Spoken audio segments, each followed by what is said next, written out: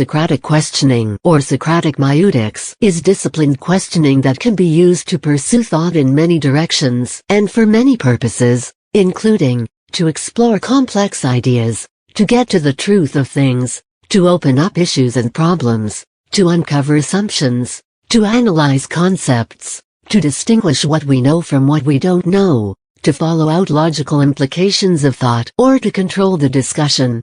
The key to distinguishing Socratic questioning from questioning per se is that Socratic questioning is systematic, disciplined, deep, and usually focuses on fundamental concepts, principles, theories, issues, or problems.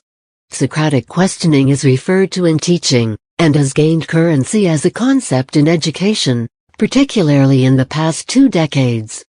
Teachers, students, or anyone interested in probing thinking at a deep level can construct Socratic questions and engage in these questions.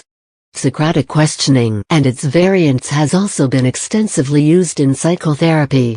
When teachers use Socratic questioning in teaching, their purpose may be to probe student thinking, to determine the extent of student knowledge on a given topic, issue, or subject, to model Socratic questioning for students, or to help students analyze a concept or line of reasoning. It is suggested that students should learn the discipline of Socratic questioning so that they begin to use it in reasoning through complex issues, in understanding and assessing the thinking of others, and in following out the implications of what they and others think. In fact, Socrates himself thought that questioning was the only defensible form of teaching.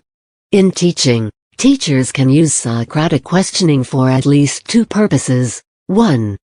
To deeply probe student thinking, to help students begin to distinguish what they know or understand from what they do not know or understand, and to help them develop intellectual humility in the process. 2. To foster students' abilities to ask Socratic questions, to help students acquire the powerful tools of Socratic dialogue, so that they can use these tools in everyday life, in questioning themselves and others. To this end, teachers can model the questioning strategies they want students to emulate and employ. Moreover, teachers need to directly teach students how to construct and ask deep questions. Beyond that, students need practice to improve their questioning abilities. Socratic questioning has also been used in therapy, most notably as a cognitive restructuring technique in cognitive therapy, logotherapy, and classical Adlerian psychotherapy. The purpose here is to help uncover the assumptions and evidence that underpin people's thoughts in respect of problems. A set of Socratic questions in cognitive therapy to deal with automatic thoughts that distress the patient. 1. Revealing the issue. What evidence supports this idea? And what evidence is against its being true? 2.